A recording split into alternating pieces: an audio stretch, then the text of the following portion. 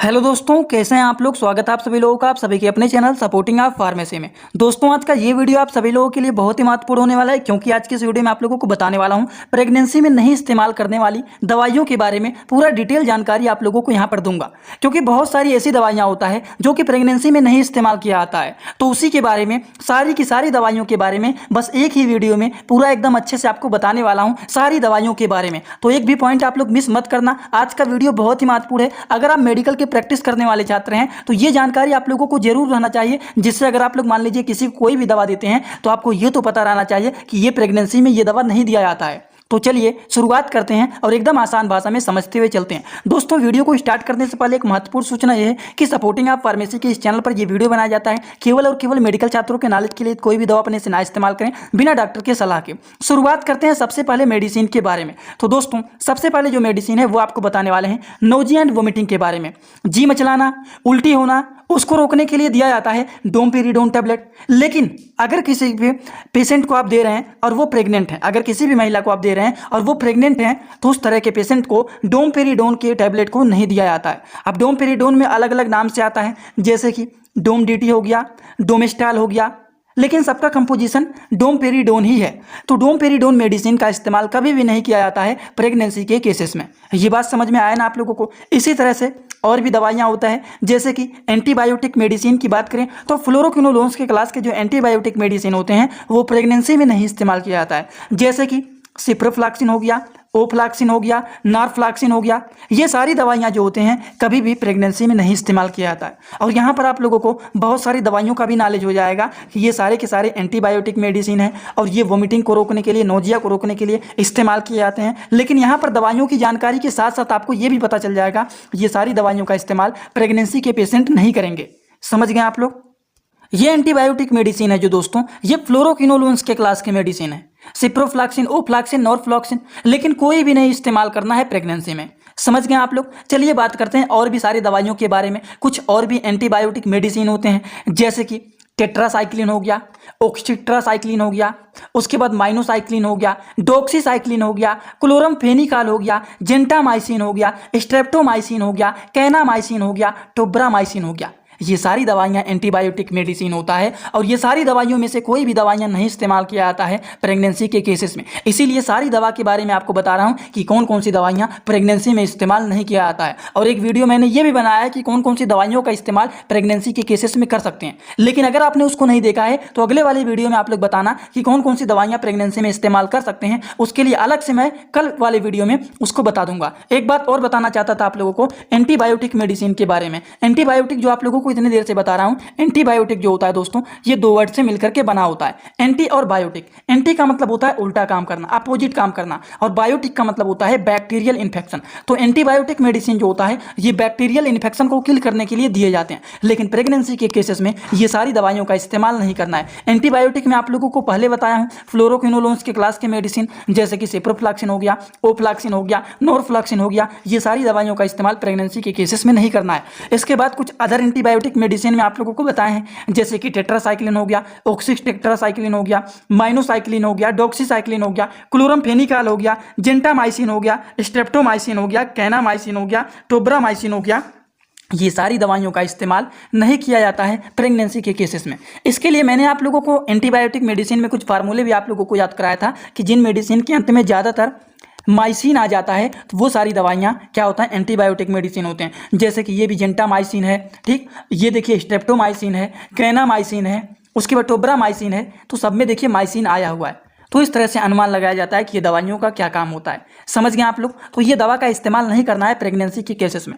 कुछ मलेरिया की भी दवाइयाँ होती हैं, जैसे कि प्राइमाक्यून जो कि मैलेरिड के नाम से फेमस होता है, मैलेरिड डीएस के नाम से फेमस होता है। तो ये भी एक ऐसा मेडिसिन होता है जो कि मलेरिया के ट्रीटमेंट के लिए इसका इस्तेमाल किया जाता है। अगर किसी को मलेरिया हो जाता है तो उस केसेस में मैलेरिड डीएस टैबलेट का इस्तेमाल किया जाता है। लेकिन अगर कोई पेशेंट प्रेग्नेंट है तो उस केसेस में इस टैबलेट का इस्तेमाल नहीं किया जाता है। थोड़ा सा इस टैबलेट को जूम करते हैं और इसको थोड़ा डिटेल समझ लेते हैं। ये दोस्तों मैलेरिड डीएस के नाम से फेमस होता है, जिसका कंपोजिशन होता है प्राइमाक्यून फास्फेट टैबलेट, जो कि एक प्रकार का इंडियन फार्माकोपिया का मेडिसिन होता है, जो कि ये भी मेडिसिन का इस्तेमाल प्रेगनेंसी के केसेस में नहीं किया जाता है। अगर आप मेडिकल के छात्र हैं तो आप लोगों को जरूर जानकारी रहना चाहिए कि कौन कौन सी दवाइयों का इस्तेमाल नहीं किया जाता है प्रेगनेंसी के केसेस में। इसीलिए मैंने सोचा आप लोगों को एक सेपरेट वीडियो में सारी दवा के बारे में बता देता हूं कि कौन कौन सी दवाइयों का इस्तेमाल नहीं किया जा सकता है प्रेगनेंसी के केसेस में।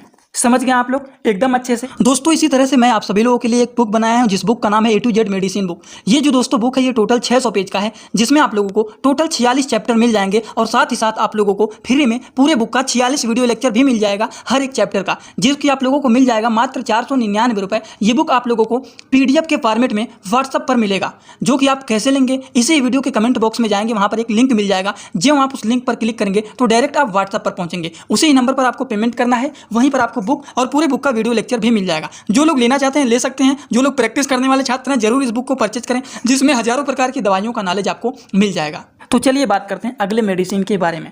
दोस्तों जो अगला मेडिसिन है वो है, अगर किसी के पेट में कीड़े पड़ जाते हैं तो उस केसेस में एल्बेंडाजोल टैबलेट हो गया, मेबेंडाजोल टैबलेट हो गया, डाईएथिल कार्बाजिपिन हो गया।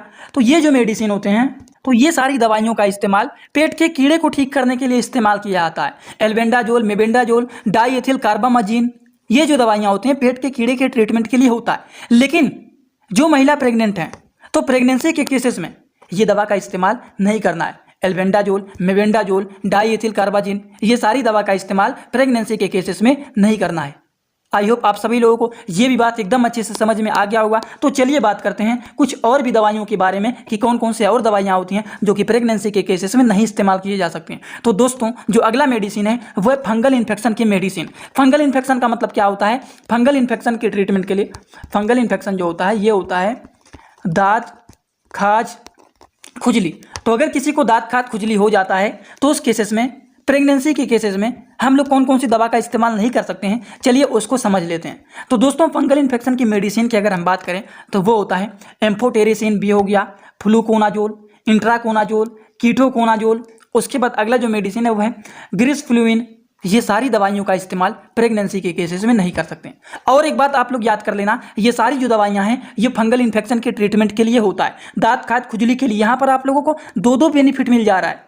यहाँ पर आप लोगों को 2 बेनिफिट मिल रहा है इस वीडियो में। अब आप कहेंगे कौन कौन से? यहाँ पर आप लोगों को अलग अलग प्रकार की दवाइयों की जानकारी भी मिल रहा है, और एक जानकारी मिल रहा है कि ये दवाइयों का इस्तेमाल प्रेगनेंसी के केसेस में नहीं करना है।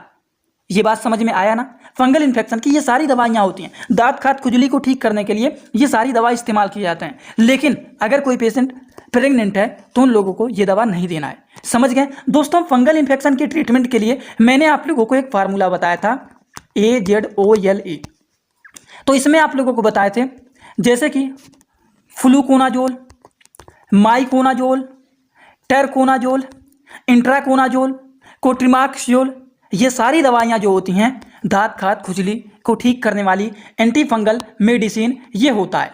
समझ गए आप लोग? लेकिन फंगल इन्फेक्शन की दवाइयों में ये सारी दवाइयों का इस्तेमाल प्रेगनेंसी के केसेस में नहीं किया जाता है। इतना बात आप लोगों को एकदम अच्छे से समझ में आ गया होगा। तो चलिए बात करते हैं कुछ और भी दवा के बारे में। दोस्तों जो अगला मेडिसिन है वो है एंटीवायरल मेडिसिन। अब देखिए एंटीवायरल का मतलब क्या होता है? एंटीवायरल जो होता है ये 2 वर्ड से मिलकर के बना होता है, एंटी और वायरल। एंटी का मतलब क्या होता है? एंटी का मतलब होता है उल्टा काम करना, अपोजिट काम करना। वायरल का मतलब होता है वायरस। तो एंटीवायरल मेडिसिन जो होता है ये बैक्टीरियल वायरल को ये किल करने का काम करते हैं। जैसे कि देखिए गैनी, सिक्लोविर, एमाटिडीन, फेरिडबिन। तो ये दोनों जो मेडिसिन होता है दोस्तों क्या होता है? एंटीवायरल मेडिसिन होता है। गैनसिक्लोविर, फोस्कारनेट एंड एमेटिडीन, विडारबिन, ये दोनों मेडिसिन जो होते हैं ये क्या होते हैं? एंटीवायरल मेडिसिन होते हैं। जैसे कि यहाँ पर देखिए ये मेडिसिन है गैनसिक्लोविर कैप्सूल, दूसरा जो है ये एमेटिडीन हाइड्रोक्लोराइड टैबलेट। दोनों बात समझ में आया ना आप लोगों को? और ये दोनों दवाइयों का इस्तेमाल प्रेगनेंसी के केसेस में नहीं किया जाता है। समझ गए आप लोग एकदम अच्छे से? तो चलिए बात करते हैं अगले मेडिसिन के बारे में। दोस्तों जो अगला मेडिसिन है वो है ब्लड प्रेशर की मेडिसिन। जिन लोगों को ब्लड प्रेशर का प्रॉब्लम होता है तो ब्लड प्रेशर के पेशेंट को जो दवाइयाँ बताने जा रहा हूँ वो सारी दवाइयाँ नहीं दिया जाता है। जैसे कि इसमें आपको 2 प्रकार की दवाइयों को बताएंगे। एक बताऊंगा एसी इनहिबिटर्स की मेडिसिन, दूसरा बताऊंगा एंजियोटेंसिन एंटागोनिस्ट मेडिसिन के बारे में। जैसे कि एसी इनहिबिटर में बात करें तो आता है रैमप्रिल मेडिसिन, लेनिसिप्रा मेडिसिन और कैप्टोप्रिल मेडिसिन। और आप लोगों को इसका फार्मूला भी बताया था, जिन मेडिसिन के अंत में प्रिल आता है वो मेडिसिन एसी इनहिबिटर के क्लास का मेडिसिन होता है। प्रिल आता है PRIL और PRIL, तीनों में देखिए प्रिल आया हुआ है ना, तो ये ब्लड प्रेशर का मेडिसिन होता है जो कि एसी इनहिबिटर के क्लास का मेडिसिन ये होता है। अगला जो मेडिसिन होता है वो होता है एंजियोटेंसिन एंटागोनिस्ट का मेडिसिन। इन दवाइयों के लिए भी मैंने एक फार्मूला बताया था, जिन मेडिसिन के अंत में SARTAN सार्टन आ जाए वो दवाइयाँ ब्लड प्रेशर का एंजियोटेंसिन एंटागोनिस्ट का मेडिसिन होता है, जैसे कि लोसार्टन, वालसार्टन और ओल्मीसार्टन। तो देखिए दोस्तों, तीनों में सार्टन आया हुआ है, तो इस तरह से आप ट्रिक बनाएंगे। प्रिल आया हो तो वो एसी इनहिबिटर का मेडिसिन है, अगर सार्टन आया हो तो वो एंजियोटेंसिन एंटागोनिस्ट का मेडिसिन है, और ये सारी दवाइयाँ ब्लड प्रेशर का मेडिसिन होता है, लेकिन प्रेगनेंसी के केसेस में इसका इस्तेमाल नहीं करना है। अब इतना डिटेल शायद ही आपको कोई समझा पाएगा, क्योंकि आप लोगों को यहाँ पर बता भी रहा हूँ कि ये ब्लड प्रेशर का मेडिसिन है, और इसका फार्मूला भी रख करके याद करा रहा हूँ, जिससे आपको ये बात हमेशा याद में आ जाए कि ये दवाइयाँ प्रेगनेंसी के केसेस में नहीं इस्तेमाल करना है। प्रिल आए या फिर सार्टन आए, मतलब ये ब्लड प्रेशर का मेडिसिन है, और ये दवाइयों का इस्तेमाल प्रेगनेंसी के केसेस में नहीं करना है। अब आप लोग एकदम अच्छे से बात को याद रख लेना, क्योंकि हमेशा आपको ये बात जानकारी रहना चाहिए, क्योंकि प्रेगनेंसी के केसेस में अगर आप सारी इनमें से कोई भी दवा दे देते हैं तो पेशेंट को प्रॉब्लम हो सकता है। तो कभी भी ध्यान रखना, जितने सारे दवा के बारे में बता रहा हूँ इनमें से कोई भी दवा आप प्रेगनेंसी के पेशेंट को नहीं देना है। समझ गए आप लोग? अब देखिए, अगर कोई पेशेंट मानसिक रूप से बीमार होता है तो उस तरह के व्यक्तियों को दवाइयाँ दिया जाता है, जैसे कि फ्लूफेनाजीन और ट्राइमाइप्रामाइन, या फिर इसका एक और भी आता है डोटफिन। ये जो तीनों मेडिसिन अलग अलग हैं, ये सारी दवाइयाँ किसको दिया जाता है? जो मानसिक रूप से बीमार व्यक्ति होते हैं। लेकिन कभी भी ये मेडिसिन का इस्तेमाल प्रेगनेंसी के केसेस में उस तरह के पेशेंट को नहीं देना है जो प्रेग्नेंट महिला होती हैं, कभी भी नहीं देना है। हमेशा आप लोग इसको याद रख लें। तो चलिए कुछ और भी दवा के बारे में जान लेते हैं जो कि उसको भी नहीं इस्तेमाल किया जाता है प्रेगनेंसी में, जैसे कि खून को पतला करने वाली दवाइयाँ। अब देखिए, खून को पतला करने वाली दवाइयाँ कौन कौन सी होता है, जैसे कि वारफरीन हो गया, फेनिडियोन हो गया। ये जो दवाइयाँ होती हैं दोस्तों, ये हमारे ब्लड को पतला करने का काम करते हैं। लेकिन याद रखना, कभी भी प्रेगनेंसी वाली महिला को इस दवा को नहीं देना है, नहीं तो पेशेंट को प्रॉब्लम हो सकता है। हमेशा आपको ये बात ध्यान रखना है कि प्रेगनेंसी में ये सारी दवाइयों का इस्तेमाल नहीं किया जाता है। कुछ और भी दवा के बारे में चलिए जानते हैं। अब देखिए दोस्तों, जो अगला मेडिसिन है वो है अस्थमा की मेडिसिन। अस्थमा का मतलब क्या होता है? अस्थमा को हिंदी भाषा में बोला जाता है दमा की बीमारी। और अगर किसी को दमा की बीमारी हो जाता है तो उनको क्या होता है? सांस लेने में दिक्कत होता है। तो अगर मान लीजिए कोई भी प्रेग्नेंट महिला है और उनको सांस लेने में दिक्कत होता है, तो कभी भी उनको ये मेडिसिन नहीं दिया जाता है, जिसका नाम है कीटोटिफिन टैबलेट। ये जो होता है, थोड़ा सा इसको जूम करके डिटेल समझ लेता हूँ। ये होता है कीटोटैक के नाम से फेमस होता है, जो कि 1 mg का ये टैबलेट होता है, जिसका कंपोजिशन होता है कीटोटिफिन फमरेट टैबलेट, जो कि ये इंडियन फार्माकोपिया का मेडिसिन होता है, जो कि इसका काम क्या होता है? दमा के पेशेंट को ये दिया जाता है। लेकिन जो महिला प्रेग्नेंट है तो प्रेगनेंसी के केसेस में ये मेडिसिन का इस्तेमाल नहीं किया जाता है। तो कभी भी भूल करके भी आप इस दवा को प्रेग्नेंट वाले महिला को नहीं देना है। समझ गए? ये मेडिसिन इंडियन फार्माकोपिया का है। यहाँ पर थोड़ा सा एक बात और बता देता हूँ, जो फार्माकोपिया होते हैं 3 कैटेगरी में देखे जाते हैं, IP हो गया, या फिर BP हो गया, या फिर USP हो गया। तो इनका क्या मतलब होता है? IP का मतलब होता है कि ये दवा इंडियन फार्माकोपिया का है, BP का मतलब होता है ये दवा ब्रिटिश फार्माकोपिया का है, और USP का मतलब होता है कि ये दवा यूनाइटेड स्टेट फार्माकोपिया का है। तो यहाँ पर देखिए IP लिखा गया है, तो इसका मतलब यही होता है कि ये दवा इंडियन फार्माकोपिया का है। समझ गए बात आप लोग एकदम अच्छे से? तो दोस्तों, अभी तक जो मैंने आप लोगों को इतनी सारी दवाइयों के बारे में बताया हूं, तो ये सभी दवाइयों का इस्तेमाल कभी भी आप भूल करके भी प्रेगनेंसी में नहीं इस्तेमाल किया जाता है। तो हमेशा आप लोग ये बात ध्यान रखना और कभी भी ये गलती मत करना। एक बात और, इतना बात जो मैंने आप लोगों को समझाया है सारी दवाइयों के बारे में, अगर आप लोगों को ये सारी बात समझ में आया हो तो मेरा एक ही रिक्वेस्ट है, सभी लोग कमेंट बॉक्स में आइए और अपना फीडबैक जरूर दीजिए कि आज का वीडियो आप लोगों को कैसा लगा। समझ में आए तो भी बताइए, नहीं समझ में आए तो भी बताइए। एक बात और, जो लोग हमसे इंस्टाग्राम में पर्सनल जुड़ना चाहते हैं वो लोग भी जुड़ सकते हैं। सर्च करिए, जो चैनल का नाम है पूरा सपोर्टिंग ऑफ फार्मेसी, वो सर्च करोगे तुरंत आपको मिल जाएगा। SOP लिखोगे तो नहीं मिलेगा, पूरा सपोर्टिंग ऑफ फार्मेसी चैनल का नाम लिखोगे तो मिल जाएगा। और आप लोगों के लिए मैंने एक टेलीग्राम ग्रुप भी बनाया है, जिसमें 6-6.5 लोग भी वहां पर जुड़ चुके हैं। वहां पर भी जुड़ने के लिए आप सर्च करेंगे सपोर्टिंग ऑफ फार्मेसी, आप वहां पर उस ग्रुप में जुड़ सकते हैं। कोई भी वीडियो चैनल पर अपलोड होने से पहले वहां पर मैं अपलोड कर देता हूं, जिससे आप लोगों को पहले ही नोटिफिकेशन मिल जाए। तो जरूर आप लोग वहां पर भी जुड़ जाना। तो आज का वीडियो यहीं पर होता है complete. Thanks for watching video, like comment share and subscribe this channel.